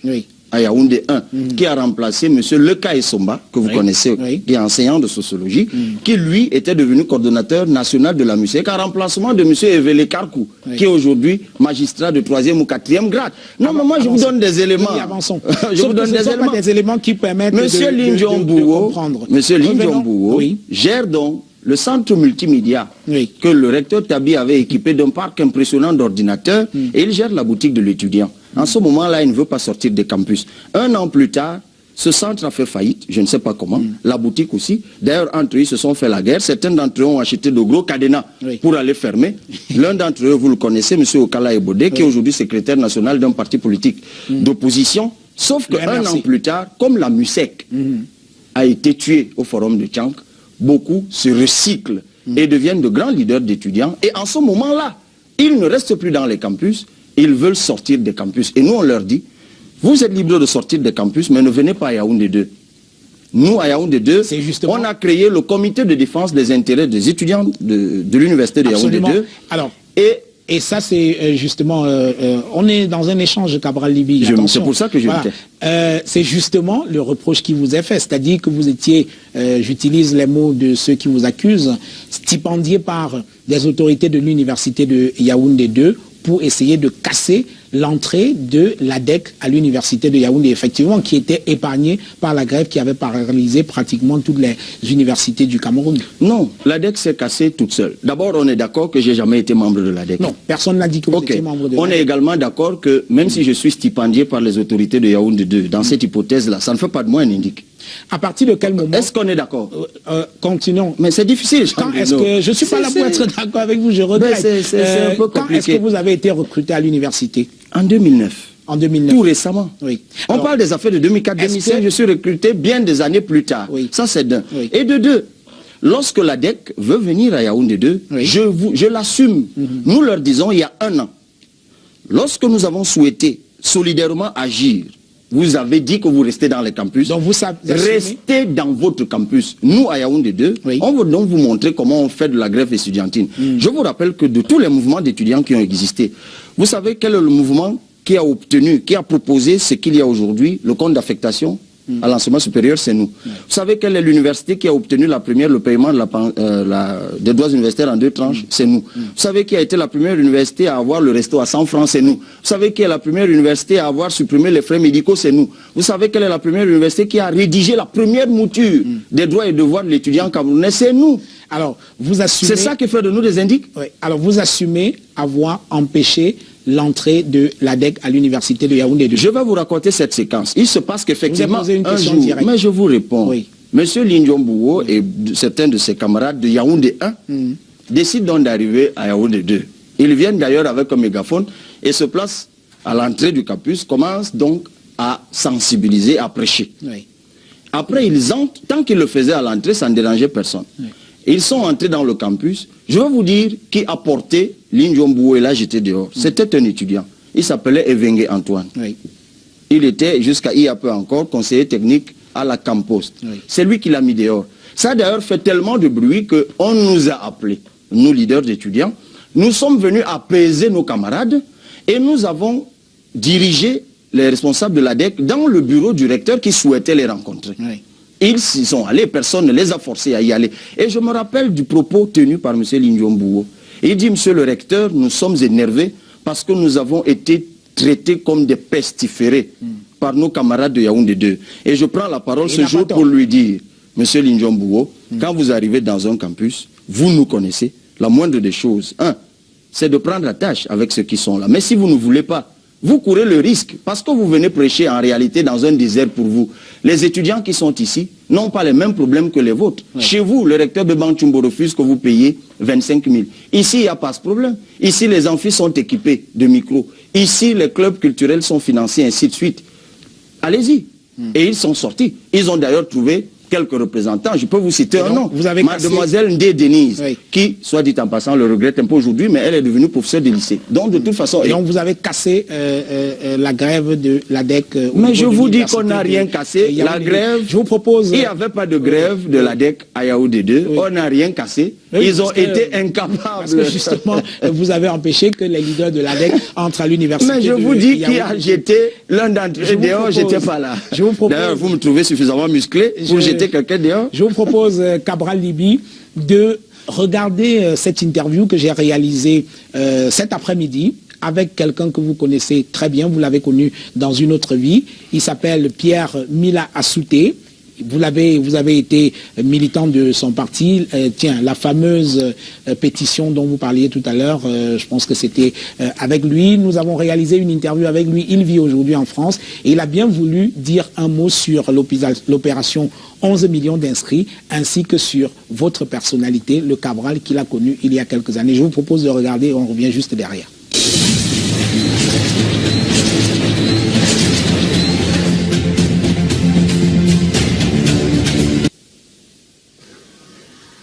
L'opération 11 millions initiée par mon fils politique d'alors, Cabral Libye, n'a de sens qu'en dictature. Il s'agit en réalité d'un acte banal en démocratie qui est dévolu aux partis politiques, aux associations. Et je crois que traditionnellement, depuis qu'on parle de démocratie ou de démocratisation au Cameroun, l'ensemble des partis politiques et de la société civile ne font que cet acte-là. Le problème, c'est l'issue de ces manœuvres, qui sont en réalité de l'illusion qu'on vend, on fait semblant d'inscrire les gens, et le chiffre 11 millions à lui-même, je ne sais pas d'où il est tiré, mais on aurait cru qu'il s'agit de 11 millions de martiens. Donc l'issue de ces manœuvres-là consiste à vendre de l'illusion, à créer des fantasmes dans les têtes des naïfs. Et c'est ce qui est en train de se passer en ce moment avec l'opération 11 millions. Dire qu'il faut avoir 11 millions d'électeurs, d'inscrits pour aller à une élection et pouvoir la gagner, c'est aussi un autre fantasme. Il s'agit de ce qu'on appelle l'intelligence politique complexe qui est vendue aux naïfs. On vous vend l'illusion qui se confond avec la réalité. C'est pour cette raison que ça ne surprend que ceux qui peuvent être surpris Nous l'avions dit au départ, nous savions que ça ne mènerait nulle part. Donc en réalité, ce n'est pas un acte héroïque de demander à ses concitoyens de venir s'inscrire. Je crois que d'ailleurs à côté de Cabral Libye, certains partis politiques comme le MRC de M. Kamto, le ST de M. Frundi, le RDPC lui-même appelle depuis toujours les Camerounais à s'inscrire. Non, je crois que le problème est ailleurs et que mon fils politique d'alors, Cabral Libye, se trompe lourdement. Bien sûr qu'il pose un acte citoyen, mais nous savons que c'est un acte citoyen qui sert les intérêts de celui qui organise des inscriptions fictives sur les listes fictives. Ceux à qui on a vendu le rêve des inscriptions sont déçus. Mais ils le seront encore plus au soir du résultat de l'élection qu'on veut transparente à partir de ces chiffres. Je crois que c'est une erreur de jugement. Le problème de notre démocratie et notamment de la transparence électorale dans notre pays, le Cameroun, porte sur les réformes électorales prioritaires. Cabral Libye a été militant de mon parti politique. Je crois qu'il ne le nie pas d'ailleurs lui-même. Et s'il le niait, ça m'étonnerait. Maintenant, qu'est-ce que je pense de lui? Ce que je pense de lui aujourd'hui, c'est qu'il donne l'impression de s'émanciper, ce qui est une très bonne chose politiquement. Mais seulement, je n'ai pas envie de dire davantage ce que je pensais de lui quand je l'ai connu à 25 ans. Il y a 12 ans, il devait avoir 25 ans ou 26 ans à cette époque-là. Il a grandi entre-temps. Je crois qu'il a rencontré pas mal de choses sur son chemin entre-temps. Il a fait des choses que lui et moi on sait entre-temps, sur lesquelles je ne veux pas revenir. Je laisse un certain nombre de... Voilà, retour dans ce studio avec notre invité Cabral Libye. C'était donc Pierre Mila Assouté, le président du RDMC, ancien leader du courant des modernistes du RDPC que vous avez bien connu. Une réaction rapide à ce que vous venez d'entendre? Alors, je le vois pour la première fois en mouvement, oui. Depuis 13 ans. Parce qu'il nous a abandonnés effectivement jour de 2004, prétendant qu'on voulait l'assassiner, et depuis il n'est pas revenu. Il n'a plus jamais fait signe de vie. Et pour son fils, comme il dit que je suis, c'est quand même un peu difficile de vivre une séparation aussi brutale et aussi longue. Un père qui abandonne ses enfants, je ne sais pas comment on l'appelle. Mais en même temps, tout comme je sais comment on appelle, quand un fils tue le père, c'est le parricide. Oui. Quand un père tue le fils, je crois, c'est l'infanticide. Et du coup, vous savez, les 13 années de bons souvenirs que j'avais de cet homme courageux, éloquent, fin politicien, aux côtés de qui j'ai eu le bonheur de faire mes premiers pas politiques, tous ces bons souvenirs viennent de perdre de leur force. Je vais certainement débarrasser ma mémoire de cela. C'est tout ce que je peux faire comme commentaire, c'est-à-dire, bon, il dit que j'ai fait des choses que lui et moi nous connaissons. Je vous dis qu'on ne sait pas parler, ni par écrit, ni par téléphone depuis 13 ans. Il parle de l'époque où vous étiez encore ensemble. Non, il dit qu'entre-temps, j'ai croisé des choses et fait des choses que lui et moi nous connaissons. J'ignore lesquelles. Écoutez, le seul souvenir que j'ai le plus récent de lui, c'est que c'était un homme courageux qui a eu qui a su mobiliser au sein du RDPC, dans le courant des modernistes. Il a démissionné du RDPC, ce que beaucoup ont pu faire. Il a voulu être candidat. Et je peux vous garantir que je sais comment ça s'est passé parce que c'est nous qui avons déposé sa candidature. Et nous savons que la pièce qu'on avait retirée de son dossier, c'était l'engagement sur l'honneur, qui est la pièce la plus banale qu'on puisse mettre dans un dossier de candidature. Ça nous avait beaucoup fait mal à l'époque et on avait ensemble partagé cette tristesse. Et puis il est parti. Donc, écoutez, hélas, bon, comme il a dit lui-même, j'ai grandi, je me suis émancipé. Et du coup, il est tellement loin qu'il ne peut plus comprendre ce que je fais. C'est la rupture entre vos sortants? Non, oui. Pas de rupture. Il est parti, il s'en est allé. Oui. Et aujourd'hui, il fait de bons développements. Là-bas où il est, je ne sais même pas où il est. Il vit en France? Ah, ok, il est en France. Vous savez, moi, je suis au Cameroun. Alors, sortons de l'opération 11 millions d'inscrits avec cette dernière question. Quelles sont les leçons que vous tirez de cette opération qui vous refusez qu'on parle d'échec ou de bérésina, disons, qui n'a pas encore atteint ses objectifs et qui est très très loin des objectifs qui avaient été fixés? Quelles leçons en tirez-vous? D'abord, moi et tous ces milliers de jeunes qui m'accompagnent, nous avons tiré de cette première phase, que nous avons appelée la phase 1, une force de détermination incroyable, dont vous allez apprécier le déploiement dès début janvier 2018. Vous allez voir ce que vous n'avez jamais vu. Ça, soyez rassurés. Autre enseignement, c'est que on vient de démolir des mythes. On vient de démolir des idées reçues. Les jeunes Camerounais s'en veulent. Je tiens l'expression de toi. S'en veulent. Ils ne peuvent rien faire. Ils savent boire, c'est tout, danser. Eh bien, c'est faux. Il y a des jeunes Camerounais qui ont en eux la force patriotique qu'ils sont en train de déployer. La flamme de l'espoir, Jean-Bruno Tagné, s'est rallumée. Voilà une des leçons. Cette flamme, nous sommes en train de l'entretenir parce que nous sommes en train de travailler dans le secret. Elle va être entretenue et elle va emporter sur son passage tous ceux qui vont s'y opposer. Elle va emporter sur son passage tous ces mythes qu'on a construits, les mythes d'invincibilité, des mythes d'impossibilité, tout cela sera balayé. Retenez, M. Jean-Bruno Tagné, que maintenant vous parlez de Cabral, vous allez découvrir des Cabral à l'appel par centaines. J'ai découvert des jeunes devant qui j'étais tout simplement admiratif. Parfois je me faisais une idée de moi, je ne soupçonnais pas que ça pouvait exister. Jean-Bruno Tagné, il y a eu un Cameroun avant cette opération, il y a un autre Cameroun désormais après cette opération. Le reste, c'est tic-tac. Merci. Je vous propose de prendre une petite pause avec notre partenaire iCube Femmes et nous revenons pour la dernière partie de cet entretien. iCubeFemme.com, le premier portail de recherche d'emploi panafricain, invite les entreprises africaines au Salon des Affaires qui tiendra lieu le jeudi 5 octobre 2017 à la salle des conférences SPAR de Douala. Les entreprises participantes pourront se connecter au plus grand réseau de professionnels du Cameroun et du continent africain dans le but de leur offrir de nouvelles opportunités commerciales et d'afficher leurs produits et services.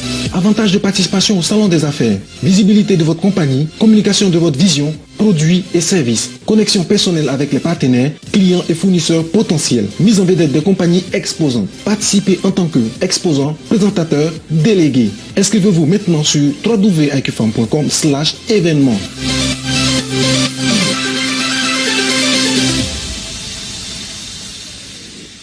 Voilà, retour dans ce studio avec notre invité, Cabral Liby. Alors, Cabral, 2018, c'est une année fortement électorale au Cameroun. Il y aura pas mal de consultations électorales. Alors, serez-vous candidat à au moins une des élections qui sont annoncées en 2018? Oui, pour faire court. Laquelle? Le moment venu, vous en saurez davantage. Alors, aujourd'hui, vous n'avez pas véritablement, pour l'instant, on ne vous connaît pas d'appareil politique. Alors, sur quel appareil politique allez-vous vous appuyer pour porter votre candidature? Ça me permet de répondre de façon plus explicite à la question que vous avez posée avant. Oui. Monsieur Jean-Bruno Tagné, après le 31 août, nous nous sommes concertés au sein de notre opération. Et du nord au sud, de l'est à l'ouest, j'ai été porté à la tête d'un mouvement qui s'appelle désormais 11 millions de citoyens. 11 millions de citoyens. Ce mouvement... C'est-à-dire 11 millions d'inscrits à muter en 11 millions de citoyens. 11 millions d'inscrits est désormais un atelier de 11 millions de citoyens qui a un agenda beaucoup plus large. Et 11 millions de citoyens, c'est le réceptacle de plusieurs acteurs, de plusieurs formations politiques. D'abord, dans le cadre de 11 millions d'inscrits, vous vous en êtes rendu compte, nous avons travaillé sur le terrain avec le parti Univers, dont le capitaine opérationnel est Prosper Nkumvondo, qui d'ailleurs sur les médias, il a annoncé que lui, il ne serait pas candidat, et que si moi, je souhaitais être candidat, ben, lui, il était prêt à m'investir. Il l'a dit d'ailleurs sur les antennes de Canal 2. Ça, c'est une chose. Vous savez, nous, dans notre mouvement, nous pensons que la meilleure approche, c'est l'approche consensuelle. Nous croyons à une unité d'action qui rassemble plusieurs acteurs. C'est pour ça que je peux vous annoncer que je serai candidat aux primaires, que dans le cadre de cette démarche consensus, nous organiserons et nous donnerons la possibilité à ceux qui nous soutiennent de se prononcer sur le candidat qu'ils souhaitent avoir à l'élection présidentielle. Je sais une chose, sur la base des appels du peuple authentique qui existent, si ces primaires se faisaient aujourd'hui, je serais certainement désigné et j'accepterais d'être candidat à l'élection présidentielle. Mais nous préférons attendre que cette démarche participative, beaucoup plus fédérative, aille jusqu'au bout. Le temps nous prend à la gorge. On va être très très rapide, je vous prie, pour cette dernière partie de l'émission. Alors, Cabral Libby, pourquoi êtes-vous candidat? Est-ce que vous succombez à l'appel des réseaux sociaux ou là alors vous avez un véritable projet pour les Camerounais? Pourquoi êtes-vous candidat? Vous savez, j'ai rencontré à Loum un jeune couple.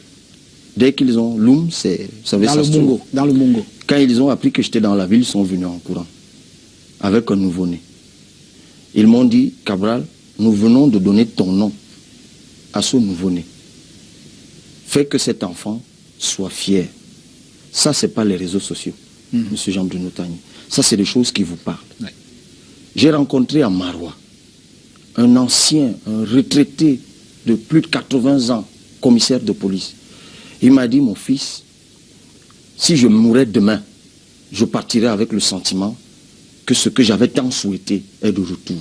Que la jeunesse prenne son destin en main. Ça, ce n'est pas les réseaux sociaux, M. Jean-Bruno Tagny. Au-delà de parle tout des ça, choses réelles. Vous avez un Et quand j'écoute ça, je prends la mesure du poids qu'il y a sur mes épaules. Et je leur dis à chaque fois, ce n'est pas moi qui vous trahirai, c'est vous qui me trahiriez si vous me lâchiez le moment venu. Oui. Alors, pourquoi êtes-vous candidat?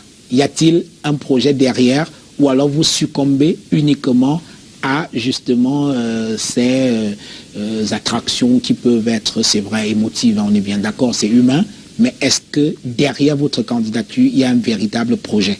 Monsieur Jean-Bruno Tagny. Ou alors vous vous laissez simplement guider par...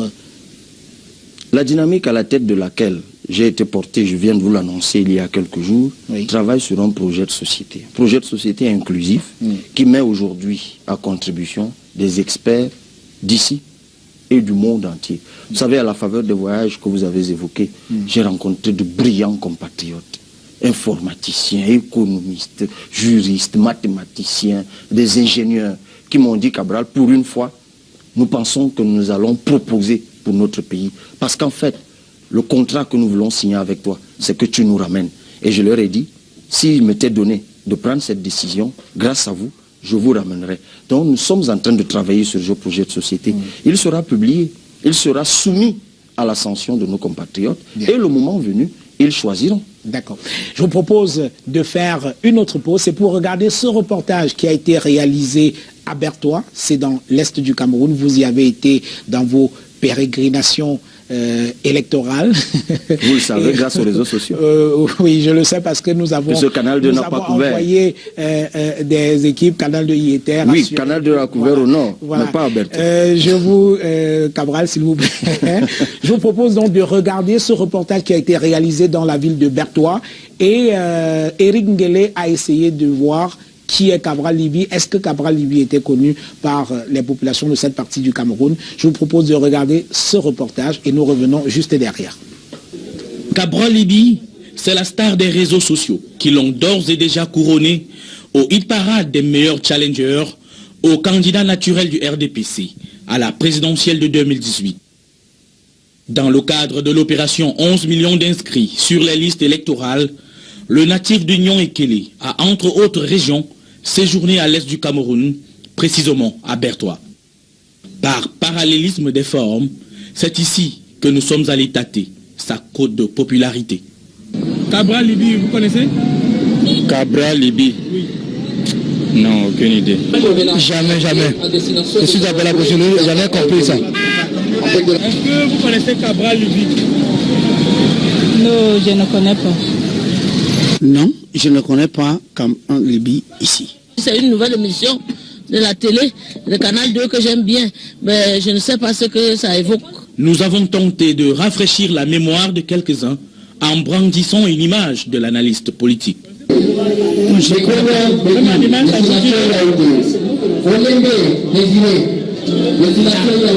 du tout. Personne ne le connaît? Cabral Libby? Ah bon? Non, on ne connaît pas. Non, non. Vous ne connaissez pas? Jamais, je ne connais pas. Pour ceux qui connaissent Cabral Libby, il y a comme une sympathie pour son franc-parler et sa posture d'homme engagé. Je suis souvent à Canal Presse, le dimanche. Vous l'aimez, Cabral Libby? Ouais, je l'aime bien. Qu'est-ce que vous aimez chez lui? Sa franchise et sa manière de parler du gouvernement et les réalités du pays. Je le sais très brillant, surtout dans les questions de droit. Et bref, c'est quelqu'un qu'il faut écouter. Il est très gueulard, il dit ce qu'il pense, il les cache dans ce qu'il dit. Parfois c'est un peu désagréable, mais bon. Il est très gueulard, il dit ce qu'il pense, il les cache dans ce qu'il dit. Parfois c'est un peu désagréable, mais bon. Je vois c'est un homme déterminé, il défend bien ses idées et je crois qu'il peut faire un bon président. On dit qu'il est le Macron, le nouveau Macron du Cameroun, non? Je pense que c'est le surnom qu'on lui a donné. D'aucuns par contre sont assez suspicieux et trouvent l'engagement politique de Cabral Libby parsemé de trop de zones d'ombre. Ça ne doit pas être une audace motivée de l'extérieur. Ce n'est pas parce que on articule peut-être bien, qu'on parle bien, qu'on pense qu'on a la science infuse. Son influence n'est pas encore étendue sur le territoire. Moi, sur 100%, je l'en donne peut-être 15. Il ne rassemble pas encore le peuple. C'est pas suffisant. Ce qu'il a fait, c'est pas suffisant. Qu'on l'aime ou pas, Cabral Libby s'impose chaque jour comme un acteur important du landerneau politique au Cameroun. Je vais demander à Cabral Libby à un moment qu'il tempère, qu'il ne répond pas du tic au tac. Parfois, si on le titille, qu'il reste tranquille, il dort. Il ne répond pas. Parce que je l'ai vu dimanche passé avec Pascal Lemdi, ils sont beaucoup titillés. Il doit se calmer, il doit être posé. Pour avoir néanmoins une auréole nationale, la fracture numérique entre les villes et villages la signe désormais à quitter la toile pour le terrain. Voilà, on vient de regarder ce reportage qui a été réalisé par notre collègue Eric Ngele. Alors, on parle de vous comme du Macron camerounais. Comment réagissez-vous à cela? Écoutez, ça me laisse totalement indifférent. J'imagine qu'on fait allusion à ma jeunesse. Oui. Quand on fait le parallèle avec Macron, mais vous savez, modèle de jeunesse à la magistrature suprême, oui. Puisqu'on fait toujours le lien, on en a en Afrique. Hein. Oui. Je rappelle que Joseph Kabila, qui est président de la RDC, arrive en 2001 à 30 ans. On n'en parle pas suffisamment. Non, mais la manière dont il est arrivé, j'espère que ce n'est pas de cette manière-là. Non, je vais dire un chef d'État jeune, oui. Ça existe, il n'y a pas que lui, ça existait avant lui. Bien. Mais toujours est-il que l'idéal que transporte Macron, oui. En France, oui. Notamment, il est jeune chef d'État de moins de 40 ans, c'est inédit, qui accède à la magistrature suprême dans la 5e puissance économique du monde et qui provoque un renouvellement de la classe politique, un rajeunissement significatif de la classe politique. Si c'est de ce Macron-là qu'on parle, eh bien, je l'assume totalement.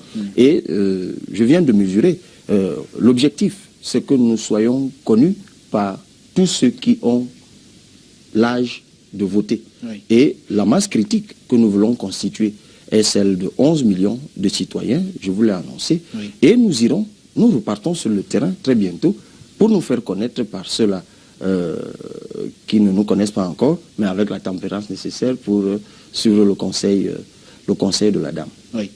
Et d'ailleurs, j'ai noté, et je suis un peu bouleversé parce que on a vu beaucoup de jeunes filles là. Il y avait plus de jeunes filles qui me connaissaient. Oui. Et ça me bouleverse un peu parce que quand j'ai regardé les chiffres officiels de l'ECAM, sur 245 000 hommes inscrits, il y avait 160 000 environ. 149 000 femmes. Oui. Donc il y a 159 000 femmes. Donc oui. Il y a un gap important alors que nous étions en train de réfléchir à mobiliser davantage de femmes, ce qu'on va faire. Peut-être qu'il faudrait aller un peu plus vers... nous allons nous appuyer sur ces jeunes qui nous connaissent déjà pour aller toucher leur maman. Apprécier. Alors, dites-moi, est-ce qu'il y a des hommes politiques auxquels vous vous identifiez? Oui, effectivement. Il y a des hommes politiques. Au Cameroun, oui. Partout. Ben, partout, évidemment. Le monde aujourd'hui, il est ouvert. Hein, on est dans la globalisation. Tous les nationalistes camerounais, je m'identifie à eux. Parce que je vois des gens qui donnaient de la résonance à cette citation de Saint-Just, Vous savez, c'est une des figures mythiques de la Révolution française. Il a été guillotiné à 27 ans. C'est lui qui a écrit avant de mourir « Je méprise la poussière qui vous parle. On pourrait la persécuter et même la faire mourir. Mais je défie comme arrache l'indépendance que je me suis donnée dans les siècles et dans les cieux. » Ces nationalistes, ils se sont donné une indépendance dans les siècles et dans les cieux. Comme c'est des nationalistes, je m'identifie à eux. Ce sont des hommes politiques. Tout à fait, oui. On est bien d'accord, oui. Je m'identifie effectivement au-delà du Cameroun à Nelson Mandela, à Lumumba. Je pourrais en citer davantage, vous connaissez toutes les grandes figures d'Afrique. Très bien. Les panafricanistes, je m'identifie à eux. Je pourrais aller au-delà de l'Afrique. Alors, Barack Obama, si on enlève 2 ou 3 choses, reste pour moi un modèle dans sa simplicité et surtout dans sa trajectoire portée par la base populaire, alors qu'on ne misait pas $1 sur lui en tout début. Je vais vous prier d'être très bref parce que cette émission est en train de s'achever. Faisons un peu, projetons-nous dans le futur, faisons un peu de politique fiction, ça ne fera de mal à personne. Alors, Cabral président, où passera-t-il ses vacances? Au Cameroun. Au Cameroun. D'ailleurs, si j'étais président, je ne suis pas sûr que j'aurais beaucoup de temps pour les vacances. Mais il faudrait, parce qu'il faut développer une économie de la vacance. Et le chef de l'État doit être celui qui impulse cela. Aller seulement en vacances dans d'autres pays, c'est alimenter l'économie de la vacance dans d'autres pays. Cabral président, où se soignera-t-il? Au Cameroun. Parce que l'une des premières choses... Dans quel hôpital? L'une des premières choses... Non, mais dans cet hôpital. Je vous rappelle que mon père est soigné en ce moment-ci dans un hôpital.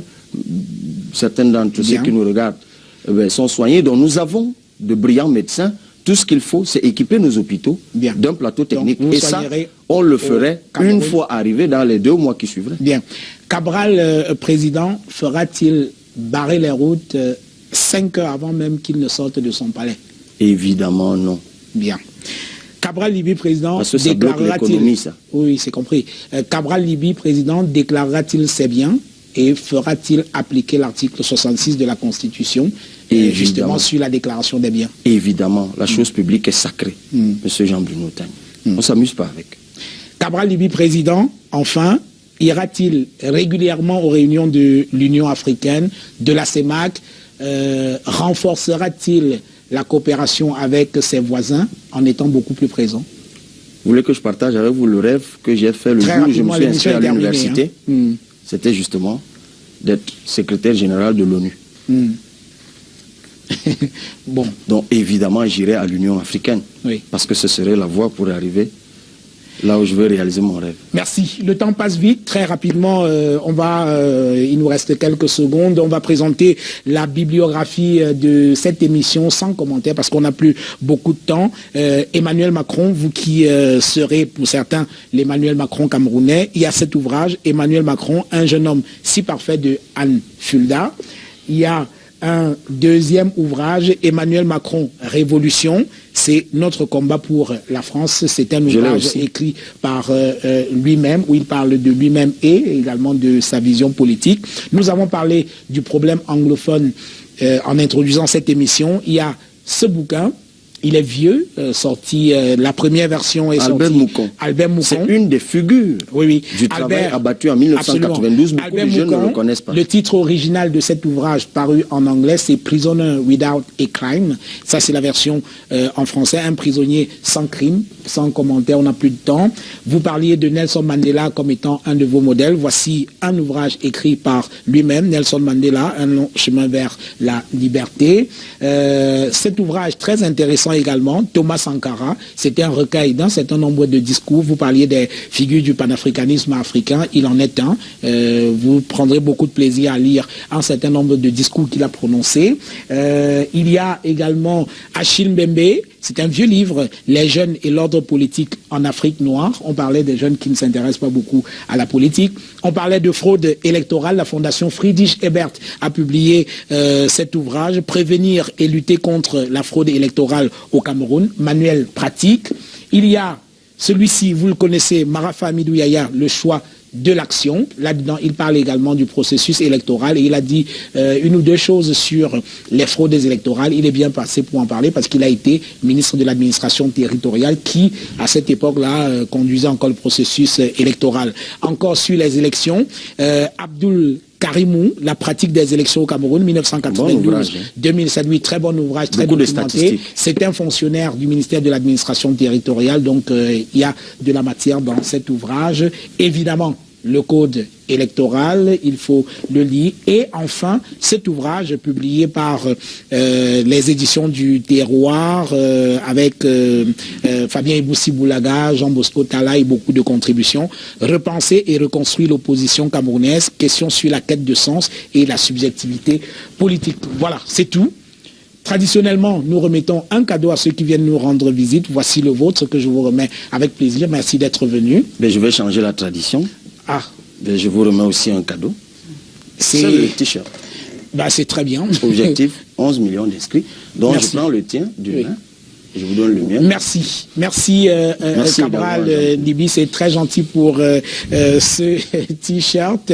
Merci d'être venu à cette émission. Mesdames, Messieurs, merci d'avoir regardé cette émission qui va rentrer dans sa deuxième saison dans 3 semaines avec de nouveaux habillages, des invités toujours plus prestigieux et une rubrication beaucoup plus fraîche. Je vous donne rendez-vous dans 3 semaines pour la deuxième saison de la grande interview qui fait déjà son premier anniversaire. Merci d'être resté avec nous. Félicitations à vous. C'est très gentil. Joyeux anniversaire. Merci d'être resté avec nous. Bonsoir.